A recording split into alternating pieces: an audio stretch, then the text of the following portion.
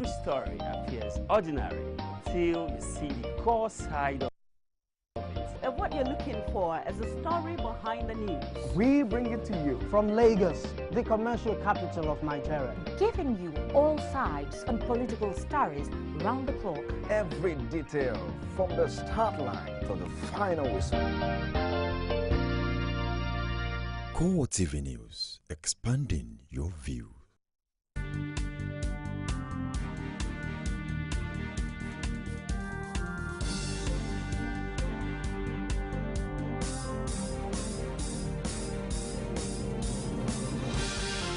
Hello, good evening. Thank you for joining us on CoreTV Primetime News. I am Frank Omalape. Our top stories tonight. National Assembly Service Commission orders legislators out of their offices.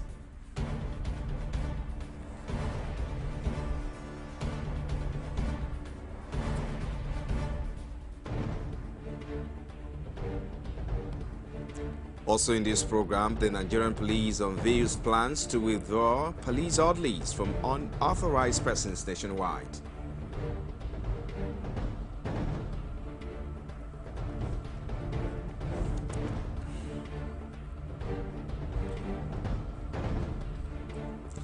And property worth millions destroyed in Kwara market fire as government promises succor.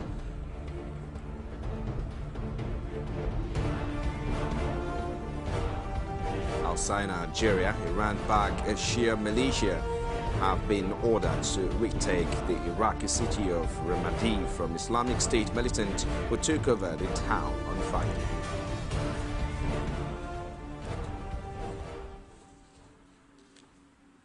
Thank you for joining us again. The National Assembly management has asked members of the House of Representatives to vacate the premises latest Monday, 18 May 2015. The lawmakers were asked to park personal belongings out of their offices just 17 days to the end of their tenure. An internal memo from the management conveyed the directive to the 360 outgoing lawmakers. Senior legislative aides and other non-civil service members of staff in the lawmaker's office reportedly received a similar memo. More than 233 of the current members will be out of the House by June 5, although the memo was addressed to both returning and non-returning ones. One official who did not want to be named claimed that the directive was procedural and meant to prepare the offices for reallocation in the weeks ahead. When contacted, the Chairman House Committee on Media and Public Affairs, Zakar Mohammed, confirmed knowledge of the memo, but he dismissed it as nothing serious. He says that one memo is nothing serious, and I think it has to do with some renovations or repairs that they have to do in some offices. About 3 weeks after the death of Senator Uche Chukwumerije, the Senate has lost another member. Senator Ahmed Zana, representing Borno Central, died in Abuja of cancer-related complications. He has since been buried, but his family has been receiving condolence messages from far and wide. Our correspondent Basi Aye was at the Zana's Abuja resident earlier in the day. The death of the 59-year-old Zana took many Nigerians by surprise. That was because not many people knew he had been battling with cancer. And as is customary, friends and well-wishers have been trooping to the deceased house to pay their condolences.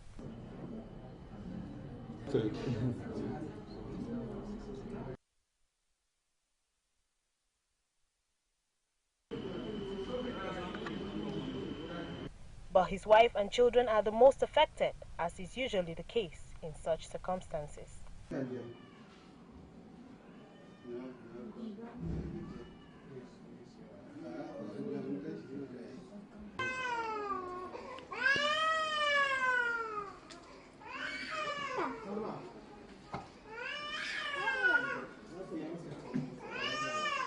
Some sympathizers who spoke with CoreTV News described Senator Zana as a man of the people. Well, you know, Senator Zana is a man of the people. He lived his life and struggled throughout for the benefit of others.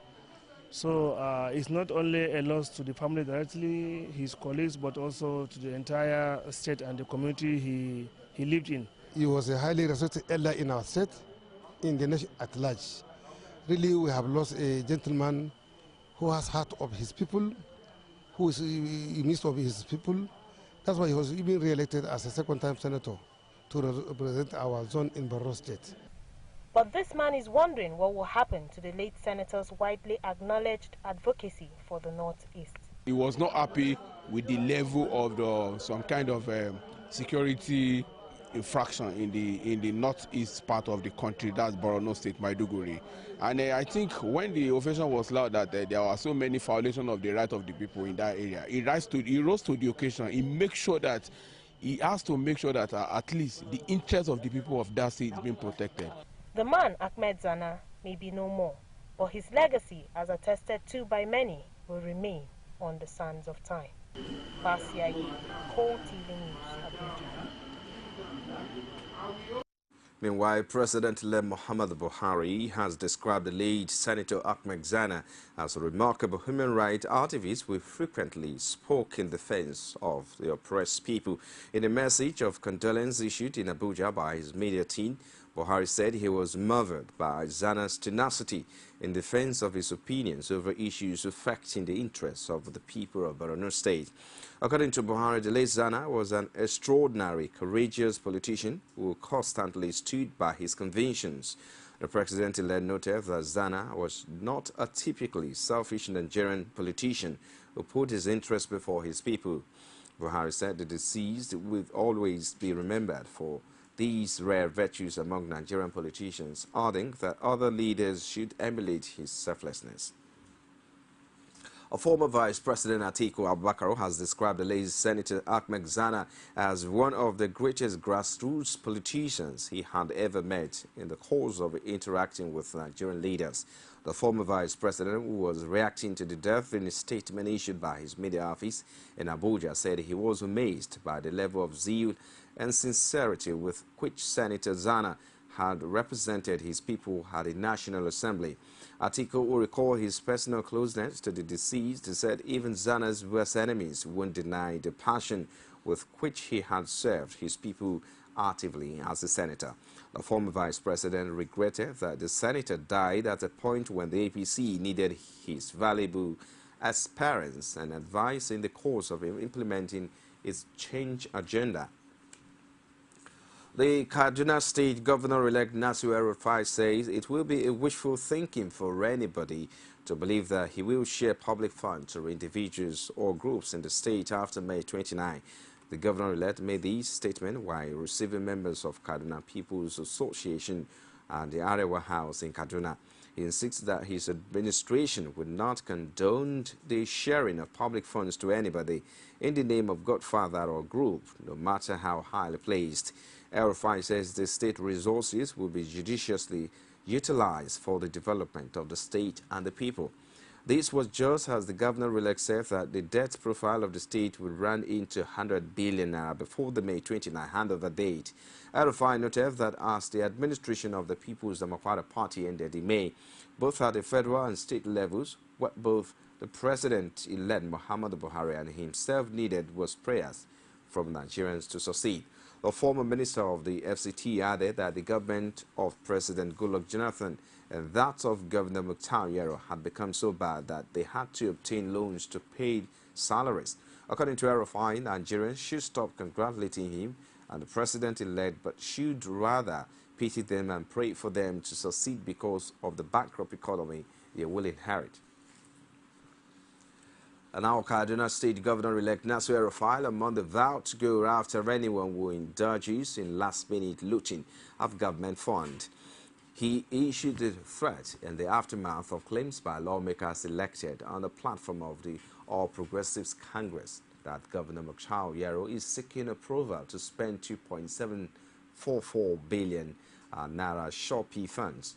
El-Rufai spokesman Saniel Aruwan said in a statement that the incoming government in the state will punish anyone found culpable in the Shopee's fund diversion. The crisis rocking the Ekiti State chapter of the People's Democratic Party, culminating in the sack of the chairman Ido Faleye. The new acting chairman Olatunde has resumed at the Ado Ekiti headquarters of the party. Correspondent Rashid Rashid, who was or has been monitoring development in the ongoing crisis, has details in this report. Life seems to have returned to the once closed PDP state secretariat in Ado-Ekiti with another phase of leadership. In what may signal that the crisis rocking the People's Democratic Party in Ekiti State is getting deeper, the state executive led by the acting chairman Olatunde in the meeting at the state secretariat in Ado-Ekiti notifying the public to disregard the Faleye-led faction, whom the new acting chairman accused of impersonation. The SEC, that is the State Executive Committee, has passed a vote of no confidence on Comrade Faleye after he has stepped down because of his inadequacies, and most importantly, it comes from the same ward where we have elected a principal officer in the March 2012 election. For the embattled chairman Idowu Faleye, all allegations against him are false, while also asking the Olatunde-led faction to desist from acts capable of destroying the party in the state. We are at the point of settling the dispute. We don't want anything to rock the boat of PDP because we are firmly united. Meanwhile, the state working committee of the party has, however, ordered the immediate suspension of Idowu Faleye as a member of the PDP, while observers wait for what happens next. The crisis rolls on. Rashid, CoreTV News, Ado-Ekiti. Award-winning literature academic Niyo Shudare has called on Nigerian politicians to steal less and think more. He also urged Nigerians to always probe the actions of their leaders and make them answerable for every penny of the country's revenue being spent. A correspondent Omotalo was at the lecture themed "No More Business as Usual." Nigeria's newfound change and the lesson from the past, and file in this report. This gathering had both alumni and non-alumni of Christ School at Ado-Ekiti, not just for a reunion, but to discuss the Nigerian project. The future of the country was the focus amidst cross-examination on where we missed it as a nation. According to the alumni lecturer Niyo Shudare, the outgoing government's greatest undoing was its inability to tackle corruption. It challenged the incoming government to sit tight as Nigerians are a lot more informed than they used to be. This is a rich country that produces poor citizens. How do our rulers get all the billions they steal and they take away? You know, it was equal, as the Yoruba people will say. This is an opportunity for us to reconstruct this country. Nigeria's image abroad is abysmal. Though the president-elect won the people's mandate at the last election based on his message of change in all sectors and an end to corruption, however, this public affairs analyst begged to differ on what the projection of most Nigerians are. Delivering on your promises based on the current structure will be the miracle of the century. So, by and large, I think the issues are going to force themselves to realize that we just must address the structure of this country.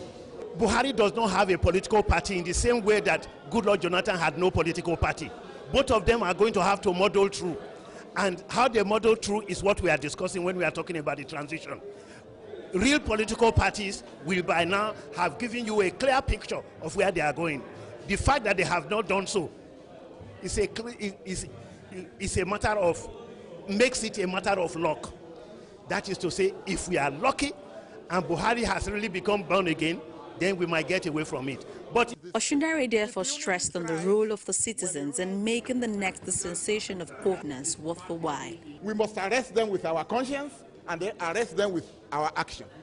We are tired of living action in this country to a few so-called radicals. No, the change is in all of us. As the nation prepares for a new era of governance, anticipating for a feel of what a party that has been in opposition for 16 years has to offer, the electorate keep tab as they remain the ultimate judge for good performance. Omotalo, CoreTV News, Lagos.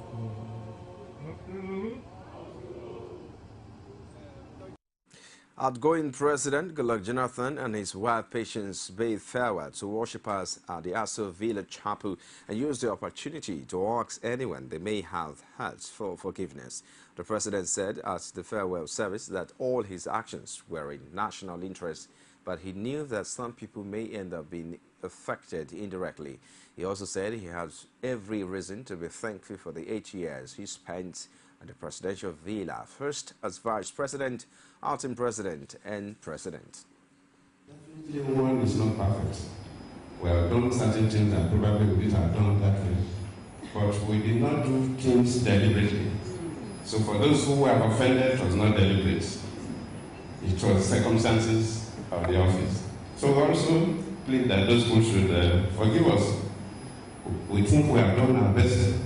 And that is always one of the reasons why I lost resistance at 3 of that song dedicated to me, that when I do the best I can and my friends misunderstand, they will know all about me, stand by me. I love that because you can do your best and your friend will misunderstand you. But it's only God that knows why things go that way. So thank you. Today we are talking about leading. Ordinarily, the 24th would have been the last service here. But that 24th will all go to the Christian Worship Center for the inauguration service. So for me and my wife, this will be the last day of worship. The congregation will continue because until the new government takes over. I and my husband, the first family, that we thank God for keeping us alive till today. And we thank God for Nigerians, especially I, the First Lady. I can't thank the women of Nigeria enough for their support throughout my stay in Villa, throughout my stay as a wife of Vice President to the wife of the President. I thank so much to the Nigerian women. And I'm here to tell them that, well, I'm living in peace, I'm living with good health. I, with my family, we are going in good health. That always they should be grateful to God, that my doors are wide open for them, that I am living in Abuja, that they should come to my house. I'm always there for them. Anytime they want me, I am there for them. And I am there to make sure and to assist the incoming government and to talk with my sister, Aji Aisha Buhari, my sister, my friend, to make sure that she carried the Nigerian women along, and I hope that she will do so. Nigeria.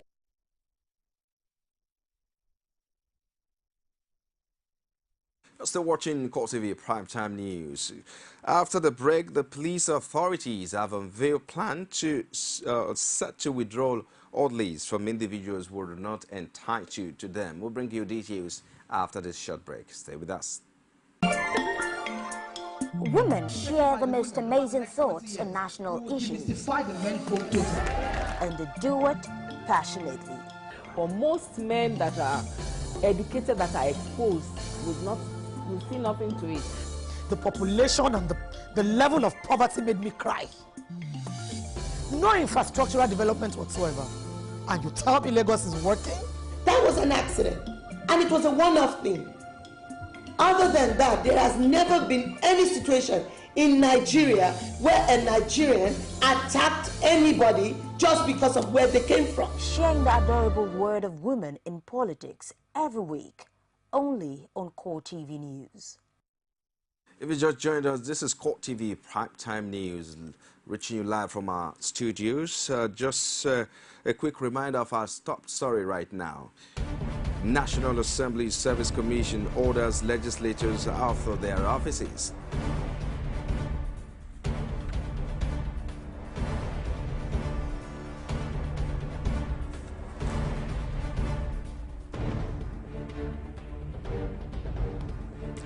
The Nigerian police unveils plans to withdraw police orderlies from unauthorized persons nationwide.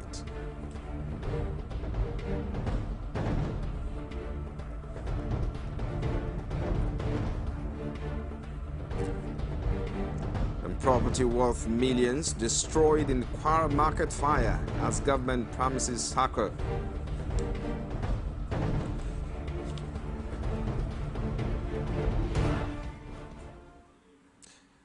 All our top stories can be found on our social media platforms like our Facebook page. It's facebook.com/CoreTV News. You can also follow at CoreTV News NG. For live streaming, log on to youtube.com/CoreTV News Space, the news. A coalition of women groups under the auspices of Women in Politics Forum are advocating for major political and elective positions in the incoming government. Addressing a press conference in Abuja, they maintain that they will not settle for anything less than the 35% affirmative action. The women cited global statistic which ranks Nigeria 132 out of 190 countries with low female representation in parliament and stressed need for the All Progressives Congress to fulfill its election campaign promises. Actually, that we've never had the opportunity of having a woman, lead.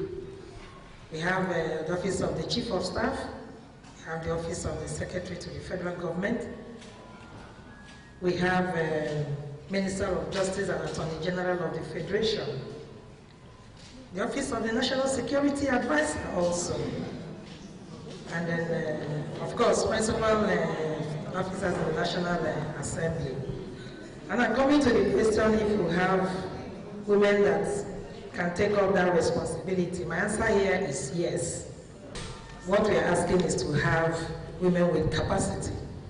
And I'm sure we have women with capacity in APC. And so if all the appointments are coming from within, that is a wonderful thing also for us, provided that we have more women and women of quality and capacity. If you look at the political configuration of this country since independence, how many women have actually occupied, top echelon of political power? It's not as if they are not competent. They are competent, but because the system has been systematically marginalizing them all this while. It's not as if there are not people who can actually do it even better than men, like your parlance, that what men can do, women can do it even better. In the National Assembly, for instance, Honorable Khadijat Abba Ibrahim, so he's a very well qualified individual who is being elected for the third time into the National Assembly. And if you look at what she had done for our people in Yobe and in Borno, of course, these are things that have actually spoken for her. How many of them are coming to the National Assembly? There are very few. And in view of that, if you now see somebody who stands out, who had actually paid her due, I think it's just natural to give such a person like either speakership or deputy speaker.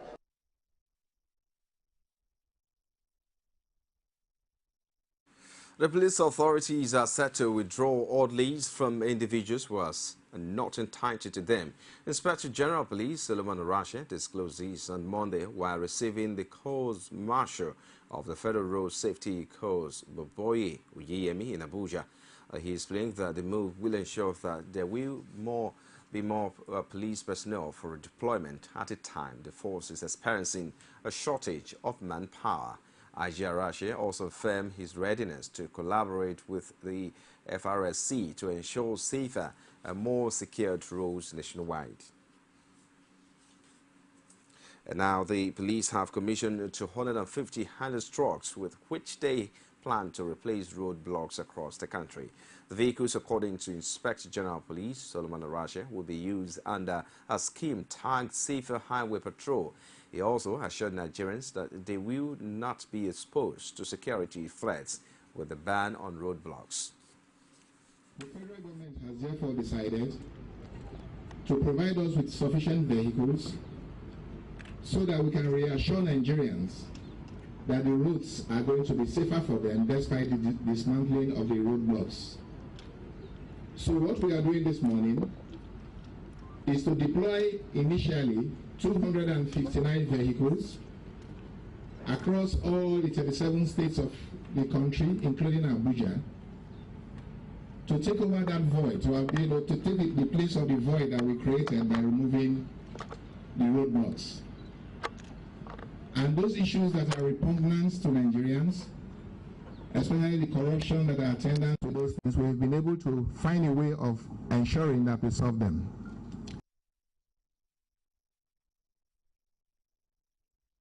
The State Governor Ayo Faji is soliciting the support of Inspector General of Police Solomon Arashe in stemming the tide of kidnapping in his state. Faji made the appeal when he visited the Inspector General of Police in Abuja. Shortly after the meeting, Faji told journalists that he is satisfied with the assurances he received from the police herdsman.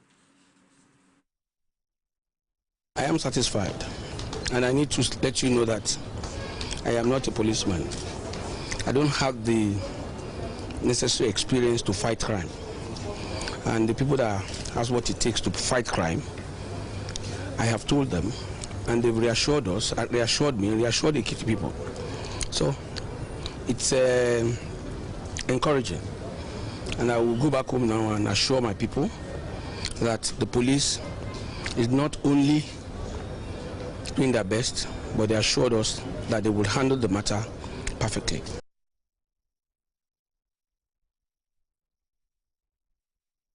And with the kidnap of Shadia Ladi, a lecturer at the Ekiti State University in Ado-Ekiti last Saturday, adding to the growing number of kidnapping in the state. Lecturers under the aegis of the Academic Staff Union of Universities, Ekiti State University chapter, have taken to the streets to call for action on the issue of kidnapping in the state. The protesters took to the streets to the governor's office and the Ober's Palace. Our correspondent Rashid has more in this report. The rising tide of kidnapping in Ekiti State is no doubt a worrisome development, which has forced the state government to petition the Inspector General of Police for help over the matter. But this appeal notwithstanding, the kidnappers once again struck over the weekend with the abduction of Shadia Ladi, a university lecturer at Ekiti State University. Apparently dissatisfied with this, her colleagues at the university under the aegis of the Academic Staff Union of Universities have taken to the streets of Ado-Ekiti to call for action. The first port of call was the Palace of the Iwi of Ado-Ekiti, who calls for calm. We are working round the clock. I pray by the grace of God, whoever is behind all these things, God will reveal them. Reacting, Olu Olufayo, leader of the protesting lecturers, says prayers may not be enough and called for action to ensure the prompt release of the victims. 70 million naira. And the question is, where do we get this money? How do we look for 70 million? Still 70 million per person, even if it's for the 3 or 4 or 5 of them. Academic staff, we only rendering community services to people. In Exu, the last we've been able to collect is a February salary. Service provider can as well help us too, because they are using a phone. And within radius to where they have their mass, they can tell us the radius, and then discuss people can move in immediately. And then we comb all the forest in Ekiti. There are some Sambisa forests around here.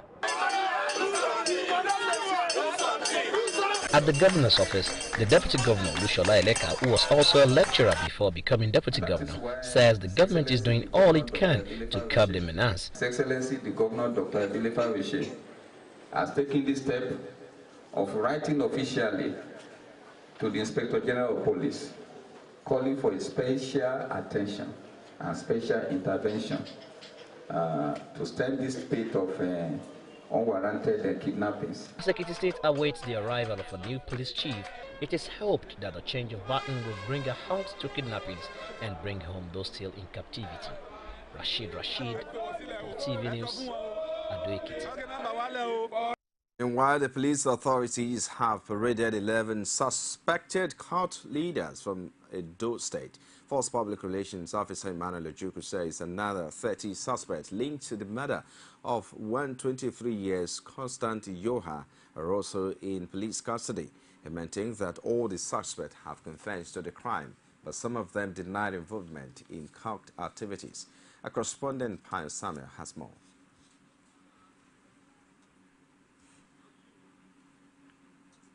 Apologize, we cannot bring you that stories now. The Federal High Court sitting in Abuja has fixed May 25 to commence a fresh trial of former governor of Bayelsa State, Timipre Silva, accused of money laundering by the Economic and Financial Crimes Commission.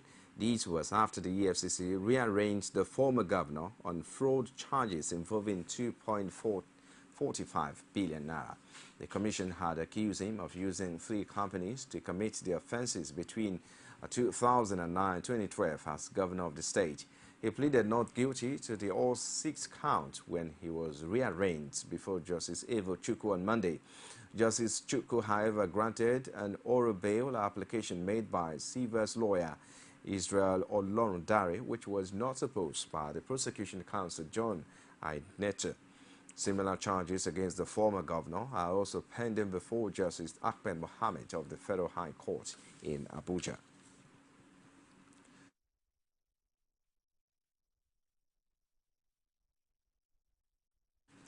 Now we bring you a report earlier that the police authority have paraded 11 suspected cult leaders from Edo State. Force Public Relations Officer Emmanuel Ojuku says another 30 suspects linked to the murder of 123 years Constant Yoha are also in police custody. He maintained that all the suspects have confessed to the crime, but some of them denied involvement in court activities. Now the reports. The activities of cult groups across the country has over time been a source of concern for the police authorities. But on assuming office, the new Inspector General promised to put a stop to the activities. So, shortly after assumption, he formed a special crack squad and promptly dispatched the operatives to Edo State.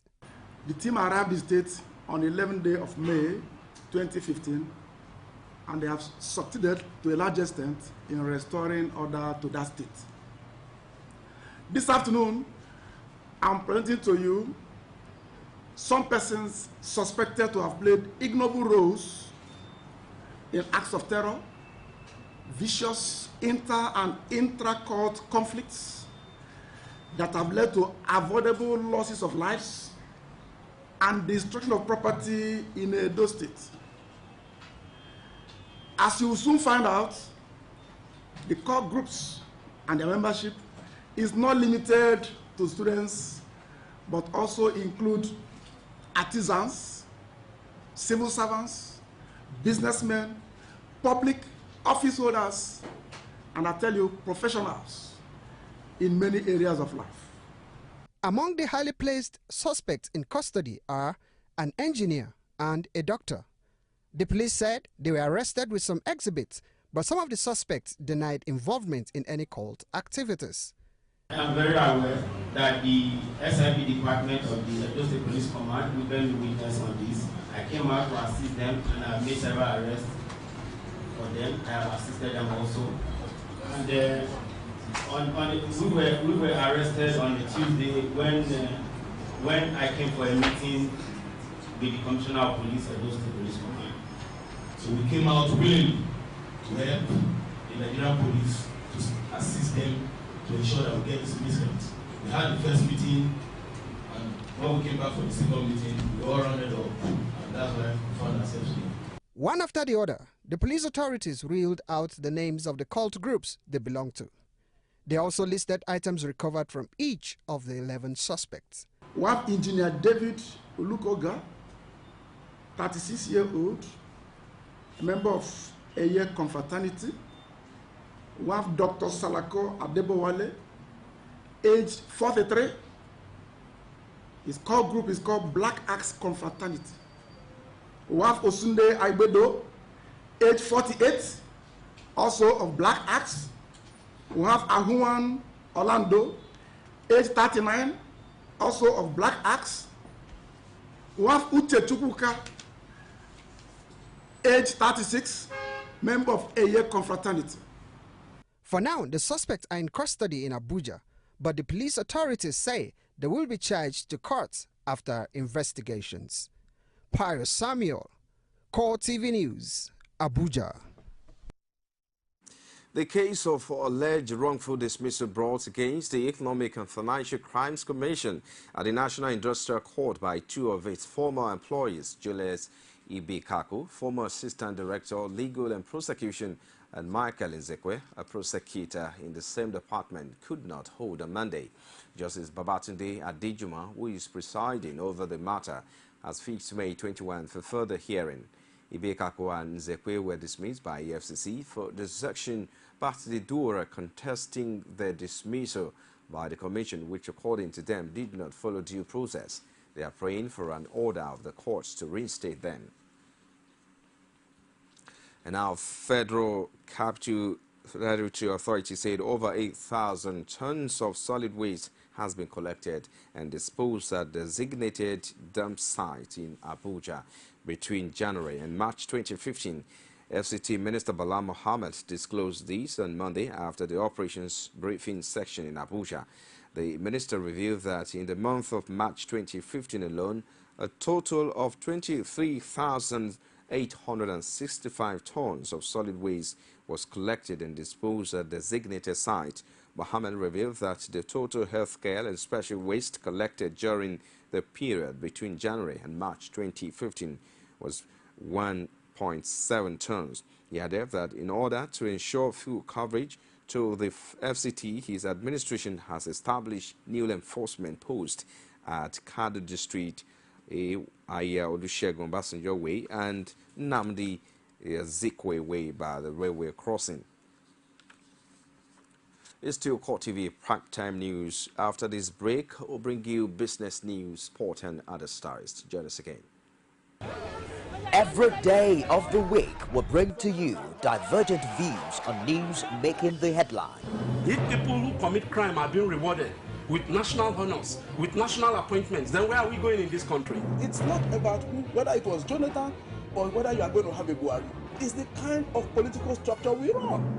Sometimes it gets confrontational. We are talking about a Buhari who at 41 became head of state. The man did not exhibit the attribute of somebody that is strong intellectually. So, comrade, you're saying if you become governor, you're going to bring back Okada? Of course. You will bring back the market women on the streets? Excuse me, don't put words into my mouth. On Core Digest, we bring all of this to the court of public opinion, where you are the judge.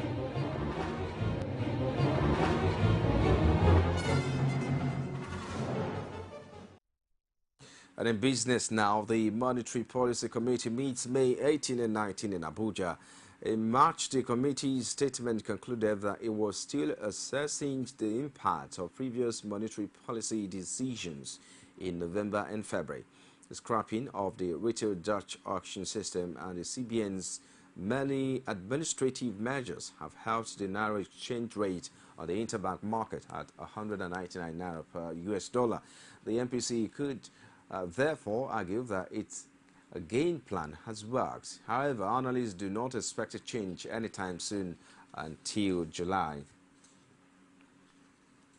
Nigeria recorded 52% growth in the usage of internet in 2014. Minister of Communication Technology, Omobala Johnson, has said.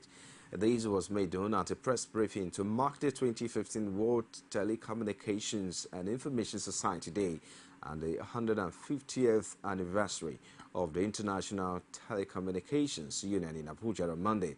According to her, telecommunications has remained a key driver of the Nigerian economy since the liberalization of the sector in 2001. The 52% growth rate recorded in 2014 was an improvement on the 11% growth rate recorded in 2013, adding that there had been increased adoption and use of information and communications technology to automate some operations and processes of government ministries, departments, and agencies. Before August 2001, Nigeria had a combined fixed and mobile telephone subscription of just over 400,000 lines. 14 years after, the licensing of the mobile operators is over 140 million connected lines with a tele density of 96.8%.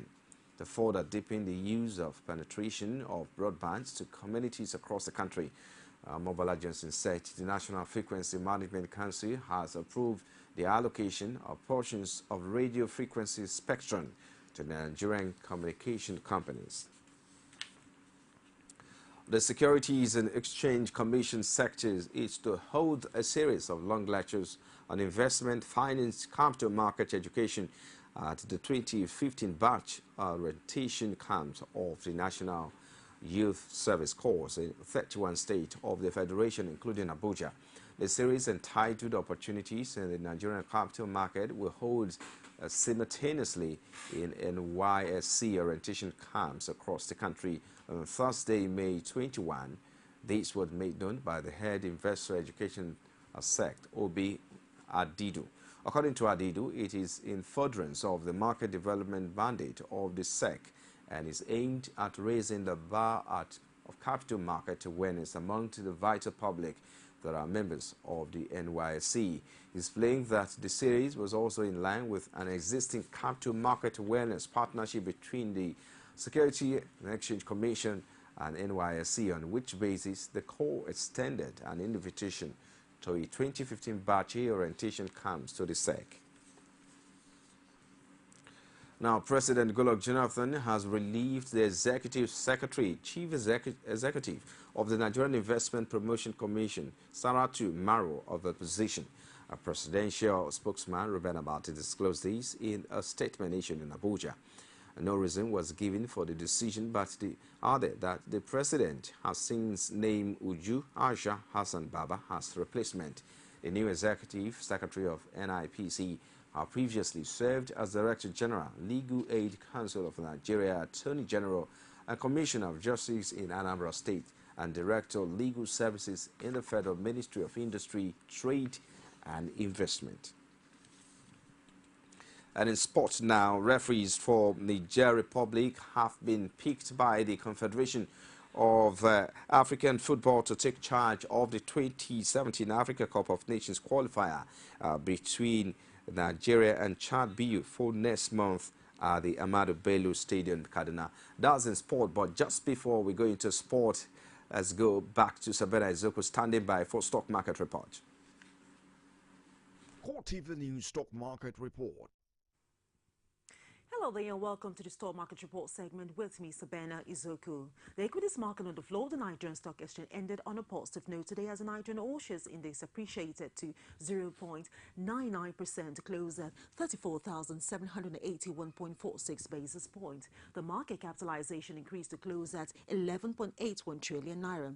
In all, a total volume of 305.7 million units of shares, valued at 2.9 billion naira, were exchanged in 4,674 deals. And on the gainer side, 40 oil topped the chart, followed by Total, Guinness, Presco, and 7-Up. And on the flip side, Cap topped the chart, followed by Custody, Vitaphone, Flammy, and Champion. And for the top trade, United Bank for Africa topped the chart, followed by Diamond Bank, First Bank Nigerian Holding, Guarantee Trust Bank, and Zenith Bank. Just before we wrap up the stock market report, here's the currency trade for today. I am Savannah Izoku.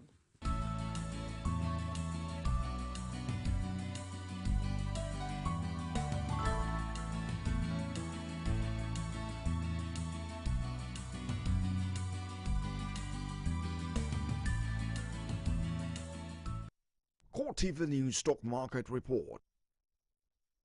Thank you, Sabena. Back to sports now. 26-year-old Musa Ngali is a FIFA referee and will be at the center while he will be assisted by compatriots Sadisu Idi and Abdul Aziz Saleh. Gamon Dauda, who is a 37-year-old and became an international referee in 2013, serves as the fourth official, while Andy Kwame from Liberia will serve as match commissioner. Nigeria and Chad have never met on the international level, and we go head-to-head for the first time when the race for the 31st edition of the African Football Showpiece kicks off. And now President Goodluck Jonathan has relieved the Executive Secretary, Chief Executive of the Nigerian Investment Promotion Commission, Saratu Umar, of her position. Presidential spokesman Ruben Abati disclosed this in a statement issued in Abuja. No reason was given for the decision, but he added that the president has since named Uju Aisha Hassan Baba as replacement. Beg your pardon for a mix-up there. Ex-Nigeria and Barcelona player Gbenga Okunowa has expressed discontent with the choice of the Ahmadu Bello Stadium, Kaduna, for Super Eagles 2017 Africa Cup of Nations qualifier against Chad. The Nigerian Football Federation last week agreed that the 30,000 capacity venue that hosted some matches during the 2009 FIFA Under-17 World Cup will stage the first African qualifier for the Eagles against the Sao for a ticket to Gabon 2017. According to Okunowa, capped 8 times by Nigeria, the country should have a permanent ground where they can demystify their opposition. Until last year, the Super Eagles played their home matches at the UJ Hussein Stadium in Calabar before they were uprooted to the new ultra-modern Akwa Ibom Stadium in Uyo after the Abuja National Stadium had been abandoned due to a state of disrepair. The team will now use the Kaduna Stadium for its first qualifier next month. And now FIFA has announced it will launch an investigation into the arrest in Qatar of a group of journalists reporting on migrants' working conditions ahead of the 2022 World Cup. 4 BBC journalists and crew were held in jail for 2 days after being followed and captured by the security services. The quartet were in the country at the invitation of the Qatari Prime Minister's office to tour new accommodation built for construction workers. And while the Qatari government subsequently accused the BBC team of trespassing, FIFA has said it will open a probe into the arrest. Qatar was handed the rights to the 2022 World Cup in December 2010 and remains the chosen host nation despite a strange controversies regarding the death of several migrant workers as well as claims of corruption in the bidding process. And in golf now, Mike Roy won the Wells Fargo Championship by 7 strokes, setting a new tournament record score of 267. The Northern Irish World number 126 finished on 21 under par with a final round 69 in North Carolina to earn his second win at Quail Hollow. America's Patrick Rogers and Webb Simpson tied for second on 14 under. Mike Roy, who won the WGC match play title 2 weeks ago, now has 6 top 10 finishes in his latest 8 PGA Tour starts. And outside Nigeria now, Iran-backed Shia militias have been ordered to recapture the Iraqi city of Ramadi seized by Islamic State IS. Militant reports say about 500 people are estimated to have died in several days of fighting in the city, which lies only 70 miles west of the capital, Baghdad. A regional government official spoke of people fleeing Ramadi, the capital of Anbar province, in great numbers. But the U.S. has said it is confident the capture of Ramadi can be reversed. Speaking in South Korea, Secretary of State John Kerry says he is convinced that as the forces are deployed, as the days follow in the weeks ahead, that's going to change. The Shia militias, known as the Popular Mobilization Hashid Shabi, were key to the recapture from IS of another city, Tikrit, north of Baghdad in April. But their use has raised concern in the U.S. and elsewhere that it could provoke sectarian tension in Sunni areas such as Ramadi. And following the Islamic State group's bloody weekend seizure of much of the Iraqi city of Ramadi, the U.S.-led coalition has increased airstrikes and Shiites paramilitary units are preparing to deploy to the predominantly Sunni city. Hundreds of people reportedly were killed as the militants flooded into the capital city of Anbar province, overpowering Iraqi troops. The figures could not be independently confirmed, but IS militants previously have slaughtered hundreds of soldiers and civilians following major victories. Reuters news agency was reported that at least 6,000 people have left Ramadi in the past few days. U.S. Secretary of State John Kerry voiced optimism that its IS militants would lose their grip on the city. The U.S. Defense Department, IS challenging the Islamic State group's claim that it has seized Ramadi. A Pentagon spokesman said that the situation on the ground is unclear and that the U.S.-led coalition is supporting the Iraqis with air power. And now the Saudi-led coalition has resumed airstrikes against a Shiite rebel in Yemen after the end of a 5-day humanitarian ceasefire. The ceasefire expired late Sunday and the coalition airstrikes hit rebel positions in the southern port city of Aden. Since late March, the coalition has been bombing Iran-backed Houthi rebels in Yemen who have seized Sana'a earlier Sunday. Yemeni political leaders met in the Saudi capital, Riyadh, to discuss a negotiated settlement to the ongoing conflict. No representatives of the Houthi rebel group attended. At the same time, fighting continued in a number of flashpoints in Yemen. A conference opened on Riyadh with a traditional Yemeni folk dance as 400 top political leaders met to discuss the political crisis and military conflict raging in Yemen. The Houthi rebel group stayed away and remanded talks be held in a neutral country. International recognized Yemeni President Abdurrahman Mansour Hadi insisted a UN Security Council resolution that calls for the restoration of the country's legitimate government be applied. You've been watching CoreTV Primetime News. Just before we go tonight, a recap of our major headline. National Assembly Service Commissions orders legislators out of their offices.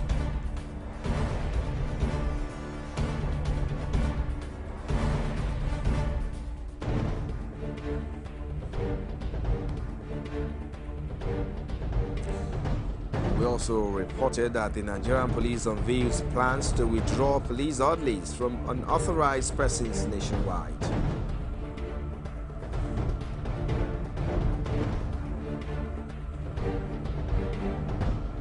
Finally, property worth millions destroyed in Kwara market fire as government promises succor.